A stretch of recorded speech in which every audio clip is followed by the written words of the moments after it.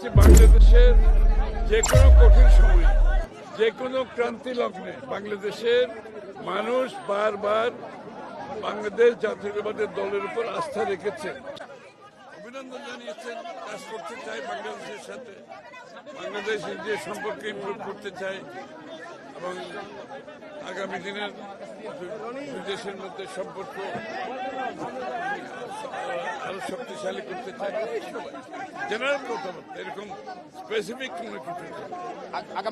আগামী মন্ত্রিসভা নিয়ে কোনো আলোচনা হয়েছে কিনা আপনাদের বৈঠকে? মন্ত্রিসভা নিয়ে কোনো আলোচনা হয়।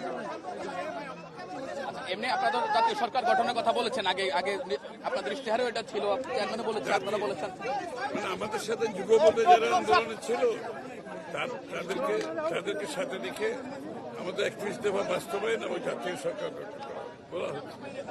আচ্ছা, এই যে আপনাদের যে গণতান্ত্রিক বিজয় বলা যায়, আপনারা নেতারাও বলেছেন জনতার বিজয়, গণতন্ত্রের বিজয়, দীর্ঘ ফেসিবাদ বিরোধী আন্দোলনের পর আপনাদের লড়াই সংগ্রামের যে প্রত্যাশা সেটা পূরণ হয়েছে।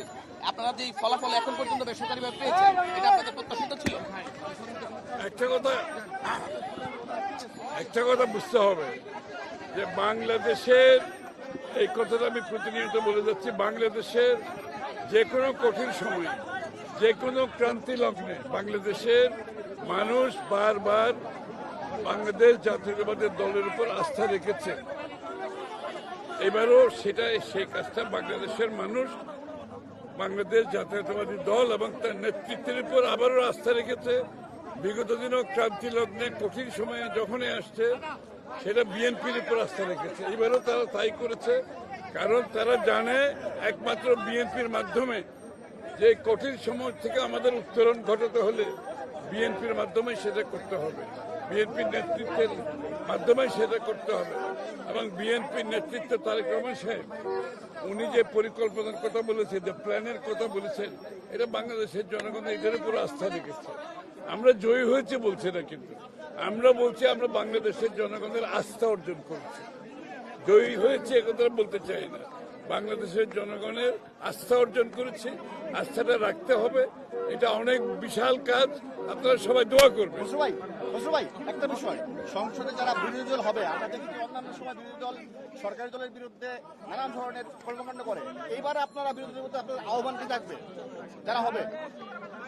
রাজনৈতিক শিষ্টাচারের মাধ্যমে যত বেশি রাজনৈতিক শিষ্টাচারের মাধ্যমে আপনি আপনার রাজনৈতিক কর্মকাণ্ড পরিচালনা করবেন, গণতন্ত্র অত শক্তিশালী হবে। এবং আমরা যে গণতন্ত্র, বাংলাদেশের মানুষের রাজনৈতিক, সাংবিধানিক, গণতান্ত্রিক অধিকারের কথা বলছি, সেটা রাজনৈতিক শিষ্টাচার অত্যন্ত গুরুত্বপূর্ণ। সেটার ক্ষেত্রে সেটা সংসদের ভিতরে হোক আর বাইরে হোক। প্রতিবেশী দেশ সহ অন্যান্য দেশের সঙ্গে বিএনপির আগামী সম্পর্কটা কেমন হবে? এটা বিগত দিনে সবসময় ছিল বিএনপির। আমরা কোনো কান্ট্রি সেন্ট্রিক, কোনো দেশ কেন্দ্রিক আমাদের কোনো পররাষ্ট্রনীতি নাই। আমাদের পররাষ্ট্রনীতি সব দেশের সাথে, বাংলাদেশের মানুষের সাথে, বাংলাদেশের সাথে, এবং কোনো কান্ট্রি সেন্ট্রিক, কোনো দেশ কেন্দ্রিক আমাদের কোনো পররাষ্ট্রনীতি নাই। Thank you.